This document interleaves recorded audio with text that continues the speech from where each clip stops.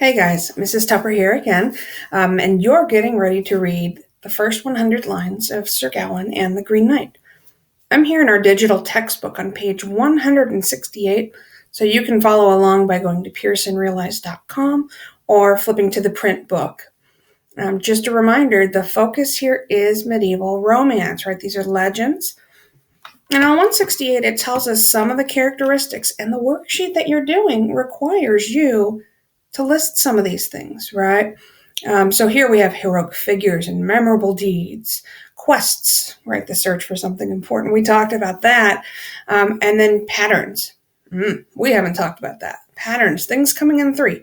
See if you can figure out what those 1, 2, 3 things are as you go through, right? It's going to be important.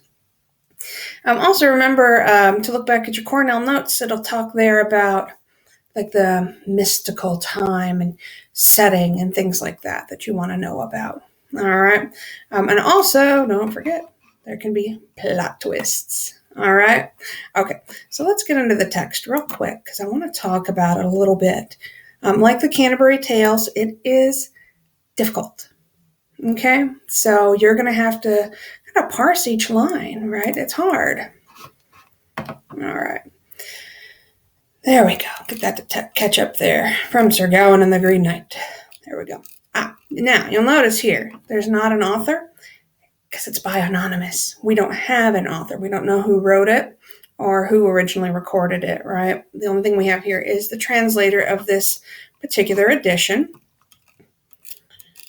All right.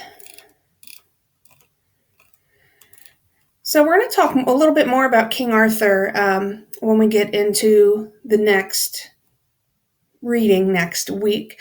I have a video that you're going to be working with.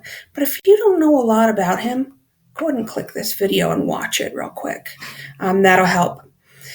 Now, we're coming into this story kind of, well, not in the middle of things, but after things have already started, right? It starts New Year's Eve, King Arthur's court in Camelot. Everybody's celebrating, right? He's there with his knights. And it tells us here, right, that an immense Green Knight suddenly appears at the hall door, has a giant axe. All right, so let's just look at a couple lines. I'm not going to read the whole thing, but I just want you to get an idea of the language here, right? So let's just look at this page together. This horseman hurtles in, and the hall enters, riding to the high dais or platform. Recked he no danger. Not a greeting he gave, as the guests he o'erlooked, nor wasted his words. But where is, he said, the captain of this crowd? Keenly I wish to see that sire with sight, and to himself say my say. He swaggered all about, to scan the host so gay. He halted as if in doubt, who in that hall held sway. If you heard the rhyme while I was reading, it's poetry, right? I got you again. It is poetry. So look at that. Listen to some of the alliteration, right? Sire with sight, right? The sounds that are repeated. Or I should say horseman hurdles, right? And then our consonants, assonants, right? The similar sounds throughout. We also have that rhyme, right? About, doubt, gay, sway, for when they're speaking. All right, so what's happening here? The giant knight hurdles in, right? He's riding his horse in the hall up to the big platform where King Arthur and his knights are eating. Recked he no danger. He feared nothing. He didn't fear danger. He didn't greet anybody, right? The guests are just staring, mouths open.